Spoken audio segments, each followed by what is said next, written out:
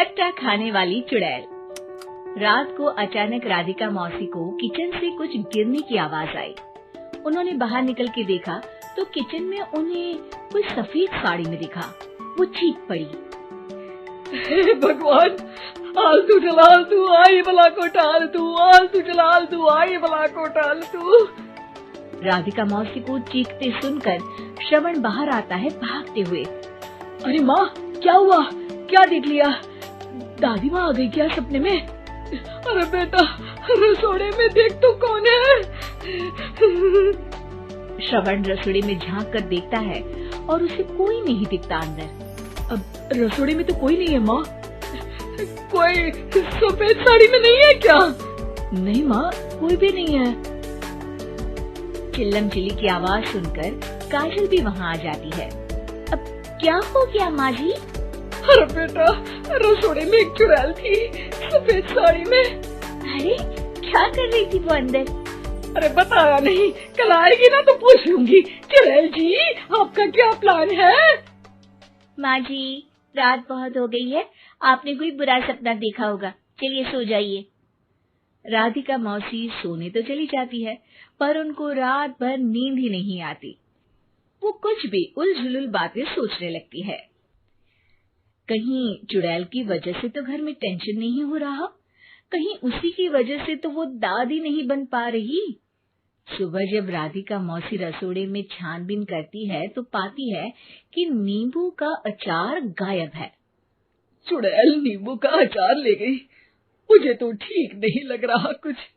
चुड़ैल को भी पता है कि जिंदगी का असली मजा तो खट्टे में ही है। राधिका मौसी झट से श्रवण को फोन कर देती है। बेटा, मुझे समस्या समझ में आ गई है, हमें एक तांत्रिक की जरूरत है। अरे क्या बोल रही हो माँ, तांत्रिक की क्या जरूरत है? आप पूजा पाठ तो कर ही रही हो ना। आलतू जलालतू मंत्र सारे फालतू जैसे कुछ मंत्र पढ़ो, चली जाएगी अपने आप चुड़ैल। अरे नहीं बेटा, कभी चुड़ैल को कम नहीं समझते। अरे तुझे पता भी नहीं चलेगा कि कभी वो छल करके काजल की जगह घर की बहू खुद बन जाएगी। क्या माँ, कुछ भी बोल रही हो? कहाँ काजल और कहाँ चुड़ैल? वैसे एक बात बताओ, काजल को अगर गाने के लिए बोल देना तो चुड़ैल काजल की आवाज सुनकर घर तो क्या, धरती लोग छोड़कर चली जाएगी। तुम ना पढ़े लिखे बच्चे हर चीज को मजाक समझते हो। तुम रहने दो, मैं खुद ही तांत्रिक को बुला लेती हूँ। अच्छा सुन, शाम को इमली लेके आना। क्या है कि चटनी खाए बहुत दिन हो गए है ना? नहीं माँ, इमली तांत्रिक से ही मंगवा लो ना, आटा वगैरह भी उसी से पिसवा लेना। देखो मुझे काम करना है।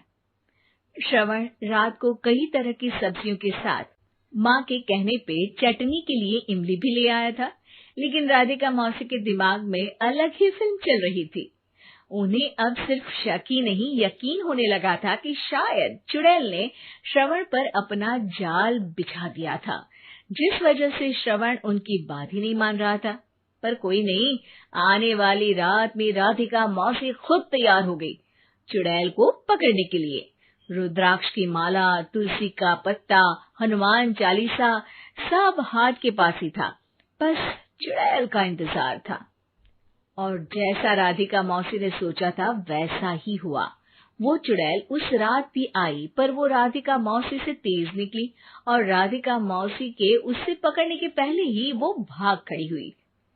जरूर बहू पे साया है उस चुड़ैल का, तभी तो श्रवण के कमरे में गई है। और अगली सुबह राधिका मौसी पिछली रात हुए हमले में किन चीजों का नुकसान हुआ उसका हिसाब लगा रही थी। उनके खेमे से एक आम के अचार की शीशी भी गायब हो चुकी थी और वो इमली भी जो कल श्रवण लेकर आया था। राधिका मौसी इस बारे में सोच ही रही थी कि श्रवण जल्दी से रसोड़े में आकर दवाइयों की पोटली ढूंढने लगता है। अरे बेटा, क्या हो गया? अब माँ, वो काजल की तबीयत खराब है, बहुत घबराहट हो रही है उसे। हे भगवान, मैंने पहले ही कहा था कि तांत्रिक को बुला लेते हैं, पर नहीं। अब देखो, उस चुड़ैल ने काजल को अपने वश में करना शुरू भी कर दिया है।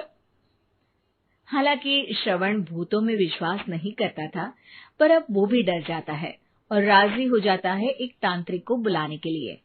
कुछ ही घंटों में तांत्रिक आ जाते हैं और राधिका मौसी तांत्रिक जी को सब बता देती है। घोर संकट, घनघोर संकट, चुड़ैल को मारू जोर चाकट, ओम भट स्वाहा खटखा के आहा। अरे ये क्या मंत्र है? मेरे खुद के ओरिजिनल मंत्र है, कल रात को ही लिखे हैं, अच्छे लगे तो दाद चाहूंगा।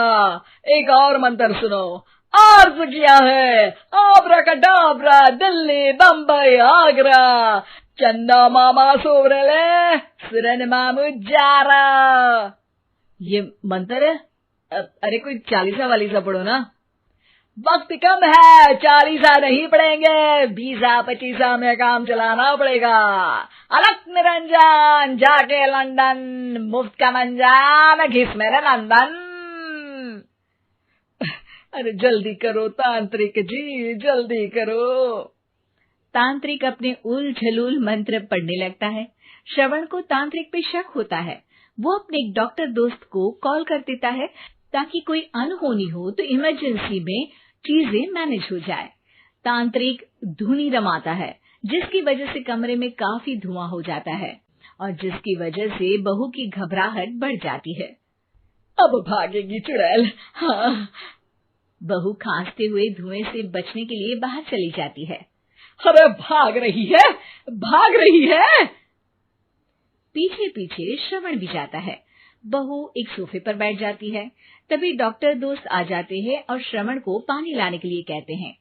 थोड़े चेकअप के बाद डॉक्टर कहते हैं, मेरे हिसाब से जाप का काम पूरा हो गया है। क्या मतलब? अरे कुछ भी नहीं माँ, कोई चुड़ैल नहीं है, खुशखबरी है, अब दादी बनने वाली है। मगर वो सब अचार के डब्बे। श्रवण दोनों अचार के डब्बे अपनी माँ को दिखाता है, जो कि उनके बिस्तर के नीचे छुपे हुए थे। आपने सही बोला था माँ, वो चुड़ैल काजल ही थी जो खट्टा खा रही थी। हमें कल ही पता चला, पर हमने आपको ये तांत्रिक वाला काम करने दिया ताकि आपको भरोसा हो जाए कि भूत वगैरह कुछ होता ही नहीं। अच्छा अच्छा, ये तो बड़ी खुशी की बात है। पर बेटा मुझे एक झाड़ू तो ला दे। क्यों माँ? ये तांत्रिक का भूत उतारती हूँ मैं। अब तांत्रिक राधा मौसी के डर से घर से भाग निकलता है और राधा मौसी उसके पीछे भागती है। अरे संकट ये घनघोर है, तांत्रिक मुआ चोर है।